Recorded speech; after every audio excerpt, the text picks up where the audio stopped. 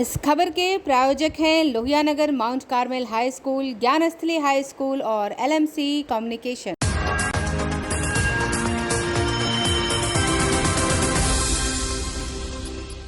नमस्कार, मैं हूं दिव्या और आप देख रहे हैं आंखें न्यूज 24। आइए नजर डालते हैं आज रात की 8 बजे की महत्वपूर्ण खबरों पर।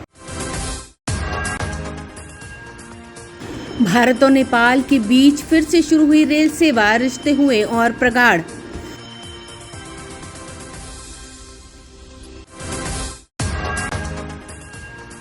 लगातार बढ़ रहे पेट्रोल और डीजल के दाम, लोगों की बढ़ी मुश्किलें।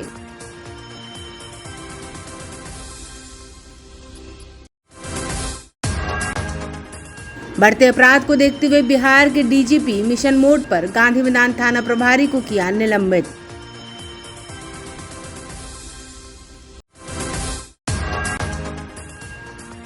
शराबबंदी की सफलता के लिए अब पटना पुलिस मोटरसाइकिल से करेगी तंग गलियों की गश्ती।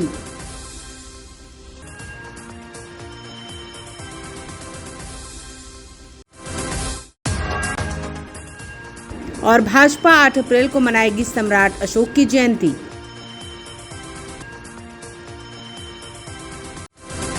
अब समाचार विस्तार से। भारत और नेपाल के बीच रेल सेवा फिर से शुरू हो गई है। भारत के प्रधानमंत्री नरेंद्र मोदी और नेपाल के प्रधानमंत्री शेर बहादुर देउवा ने संयुक्त रूप से इसका शुभारंभ किया।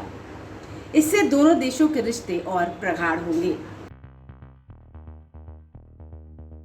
748 करोड़ से भारत नेपाल में बन रही 69.8 किलोमीटर रेल संरचना 8 वर्षों के लंबे इंतजार के बाद भारत नेपाल के बीच फिर से रेल सेवा शुरू हो गई।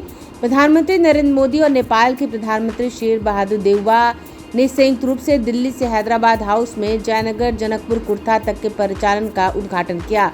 उद्घाटन कार्यक्रम का आयोजन जयनगर और जनकपुर दोनों स्थानों पर किया गया। दोनों देशों के स्टेशनों जयनगर और जनकपुर पर हैदराबाद हाउस दिल्ली में होने वाले उद्घाटन कार्यक्रम का लाइव टेलीकास्ट किया गया। भारत और नेपाल के बीच लगभग 784 करोड़ की लागत से जयनगर विजयपुरा वर्दी पास 16.08 किलोमीटर रेल परियोजना का निर्माण कराया जा रहा है। पहले फेज में 34.50 किलोमीटर लंबे जयनगर से नेपाल के जनकपुर धाम के कुर्था रेलखंड पर ट्रेनों का परिचालन फिर से शुरू किया गया। परियोजना के पहले चरण में बिहार के मधुबनी जिले के जयनगर स्टेशन और नेपाल के कुर्था से जोड़ा गया। कुर्था से विजयपुरा तक के 18 किलोमीटर लंबी रेलखंड का कार्य पूरा किया जा चुका है। डीजलपुरा से देवास तक 16 किलोमीटर लंबी रेल निर्माण नेपाल सरकार द्वारा किया जाएगा। इस योजना को अंजाम तक पहुंचाने के लिए नेपाल सरकार द्वारा जमीन अधिग्रहण का कार्य प्रगति पर है। जमीन अधिग्रहण के बाद 16 किलोमीटर रेलखंड पर कार्य शुरू कर दिया जाएगा। ब्यूरो रिपोर्ट, आंखें न्यूज 24। पेट्रोल और डीजल की कीमतों में लगातार इजाफा हो रहा है। बीते 12 दिनों में पेट्रोल 7 रुपया 20 पैसे महंगा हो गया है, जिससे लोगों की मुश्किलें बढ़ गई हैं। यदि आप भी करते हैं गाड़ी का इस्तेमाल तो आज ही करा लीजिए अपनी टंकी को फुल, क्योंकि देश भर में पेट्रोल डीजल की कीमतों में लगातार इजाफा हो रहा है, जिसका प्रभाव आप पर भी पड़ सकता है। आपको बता दें कि विगत 12 दिनों से लगभग हर दिन कुछ न कुछ पेट्रोल और डीजल की कीमतें लगातार बढ़ रही हैं। अब तक पेट्रोल लगभग कुल 7 रुपये 20 पैसे महंगा हो गया है। एक्सपर्ट बताते हैं कि रूस यूक्रेन युद्ध और वैश्विक स्थितियों को देखते हुए पेट्रोल और डीजल की कीमतों में भारी इजाफा हो सकता है। ब्यूरो रिपोर्ट, आंखें न्यूज 24। राजधानी पटना समेत पूरे बिहार में बढ़ रहे अपराध की घटनाओं से पुलिस महकमा सख्ते में है। बिहार के डीजीपी ने इस मामले को गंभीरता से लेते हुए पुलिस पर नकेल कसनी शुरू कर दी है। इसी क्रम में उन्होंने पटना के गांधी मैदान के थाना प्रभारी को निलंबित कर दिया। उन्होंने कहा कि पुलिस प्रशासन मुस्तैद नहीं होगी तो अपराध पर लगाम कैसे लगेगा।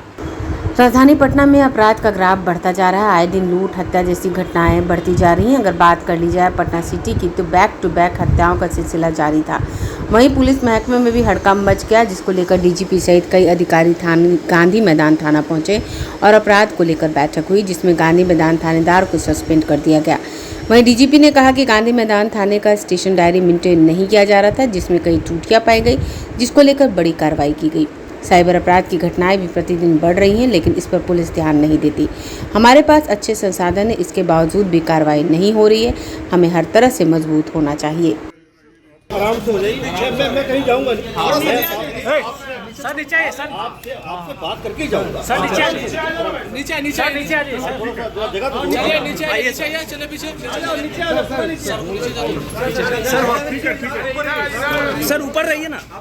ठीक सर ठीक है सर थैंक यू सर। लगाओ। आज गांधी मैदान थाने पहुंचे अचानक, क्या कारण है, पर्पस क्या है? देखिए, यहाँ आने का पर्पज़ ये है कि हम लोग बहुत तरह के निर्देश समय समय पर देते रहते हैं। वो निर्देश किस हद तक ज़मीन पर उतरे उसको देखना पहला काम। थोड़ा सा भी लोगों का दूसरा काम ये है कि हम ये देखने आए हैं कि थाना में रिसोर्स पोजीशन की अगर कोई कमी है तो उसको हर हालत में पूरा किया। तीसरा हम ये देखने आए हैं कि क्या थाना जो है वह हमारे नागरिकों के अपेक्षाओं को पूरा करने के लिए जो पर्याप्त व्यवस्था होनी चाहिए वो उसमें है या नहीं। और इसके साथ साथ हम लोग कुछ ऐसा रिकॉर्ड देखने आए हैं जो रिकॉर्ड जो हमारे सिटीजन्स हैं उनकी अपेक्षाओं को डायरेक्टली उससे जोड़ता है। उन रिकॉर्ड्स की अद्यतन स्थिति हर हालत में रखनी चाहिए और वो अगर कमी रह जाती है तो उससे उसका नेगेटिव जो असर है वो हमारे नागरिकों पर पड़ता है और हमारी पुलिस की छवि पे पकड़ता है। समाचारों में वक्त हो चला एक छोटे से अंतराल का। I am Shalini Singh, principal of Ludhiana Mount Carmel School. Here in our school, we give best education and good environment to our students where they can learn well. We provide here well-equipped lab, well-equipped, well-stocked library. We have here well-trained teacher also. We have a sports playground for cricket, volleyball, football, and also provision for indoor activities. So we have here security system, information and communication technology. So we have all facilities here in our school where students feel comfortable and secure.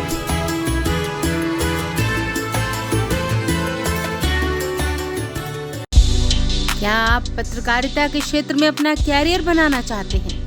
तो आज ही royal Ashoka institute of mass communication and journalism में अपनी जगह सुनिश्चित करें।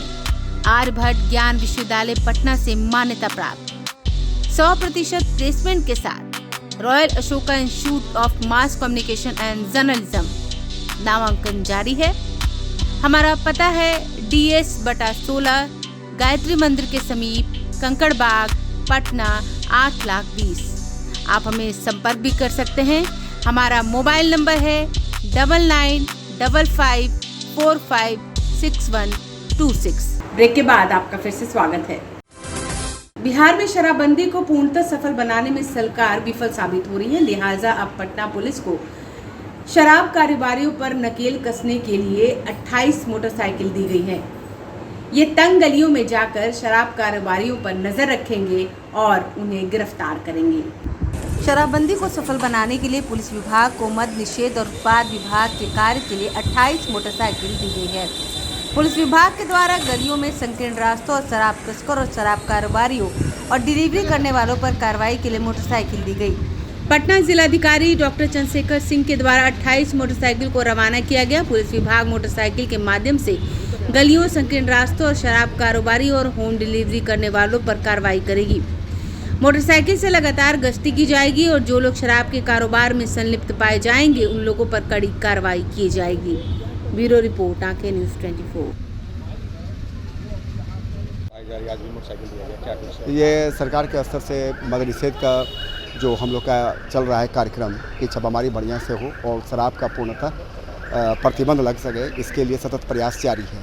अभी आप लोगों ने देखा है कि DM सर ये बता रहे हैं कि ज़िले में जितने भी एंटी लिकर टास्क फोर्स हो या पुलिस थाना हो या एक्साइज विभाग का हो, सारे सम्मिलित रूप से प्रयास करके शराबबंदी को सफल बनाने के लिए धरपकड़ और जहां भी अवैध शराब की चुलाई भट्टियां चल रही है उनको ध्वस्त करने की कार्रवाई लगातार चल रही है। और इन मोटरसाइकिलों को जो हस्तगत कराया गया, जो टीम दस्ता बनाई गई है, बाइक दस्ता, इनका मुख्य उद्देश्य होगा कि जो गाड़ियाँ या कहीं पर भी कोई सूचना मिल रही है तो उसको वेरीफाई भी कर ले और वहाँ पर पकड़े भी, होम डिलीवरी करने वालों को भी पकड़े। कोई मोटरसाइकिल से लेके भाग रहा है तो उसको भी पीछा करके पकड़ा जा सके। अभी पुलिस को, और इसके पहले हम लोगों ने 20 और दिया था कुछ दिन पहले, कुल 48 बाइक हम लोगों ने दिया है, जिस पर कि मोटरसाइकिल दस्ता बनाया गया है। और ये एक तरह से हमारा जो anti liquor task force ALTS था, उसी का पार्ट है। और ये मोटरसाइकिल से गली में या होम डिलीवरी करने वाले जो लोग हैं उनको पकड़ने के लिए, इवन दियारा क्षेत्र में भी जाकर के अभियान चलाने के लिए काम करेंगे। और उद्देश्य यही है कि बड़े पैमाने पर हम लोग जो है अपना मोटरसाइकिल दस्ता निकालें, जो कि शराब का जो लोग कारोबार कर रहे हैं उसको पकड़े, उस पर कड़ी कार्रवाई करें और उस पर रोक लगाई जाए। एंटी लीकर जो टीम अभी आप बना रहे हैं उसको लेकर कोई अलग से कंट्रोल रूम भी गठित की जा रही है? अभी इसको हम लोग मॉनिटर कर रहे हैं, जो हमारा उत्पाद का कंट्रोल रूम है वहाँ से, और जो विभाग के स्तर पर कंट्रोल रूम बना हुआ है वहाँ से। भाजपा की ओर से 8 अप्रैल को सम्राट अशोक की जयंती पटना में मनाई जाएगी, जिसमें केंद्रीय मंत्री भूपेंद्र यादव समेत भाजपा के कई बड़े नेता शामिल होंगे। कार्यक्रम की सफलता के लिए आज एक रथ को रवाना किया, जो विभिन्न जिलों में जाकर इस कार्यक्रम के बारे में जानकारी देगा।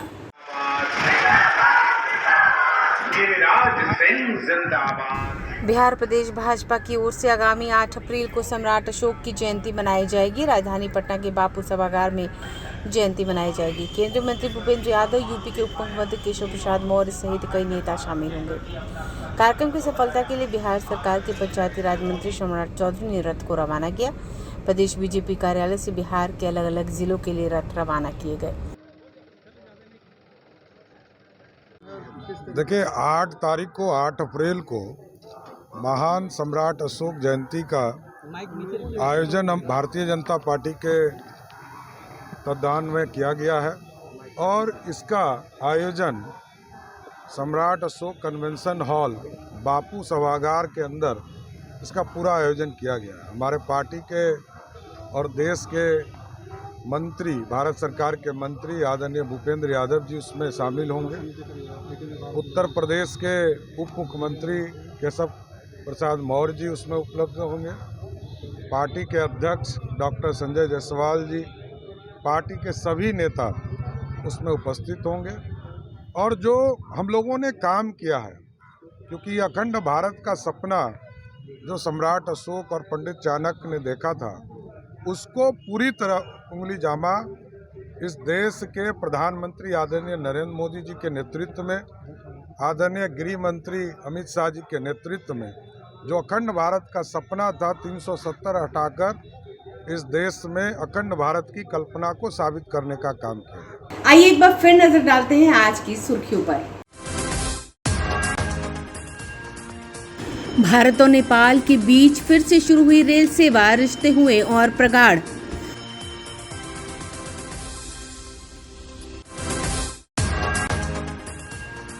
लगातार बढ़ रहे पेट्रोल और डीजल के दाम, लोगों की बढ़ी मुश्किलें।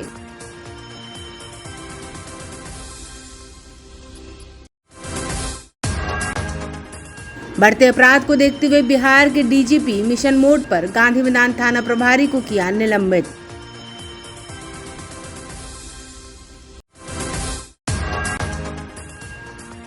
शराबबंदी की सफलता के लिए अब पटना पुलिस मोटरसाइकिल से करेगी तंग गलियों की गश्ती।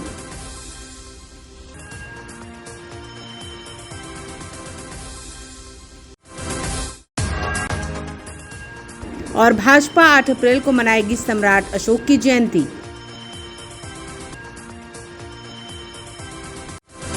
आज के लिए बस इतना ही। ताज़ा तरीन खबरों के लिए देखते रहिए आंखें न्यूज़ 24। अगर आपने अभी तक हमारे चैनल को सब्सक्राइब नहीं किया है तो हमारे चैनल को जल्द से जल्द सब्सक्राइब करें, लाइक करें, शेयर करें और कमेंट करें।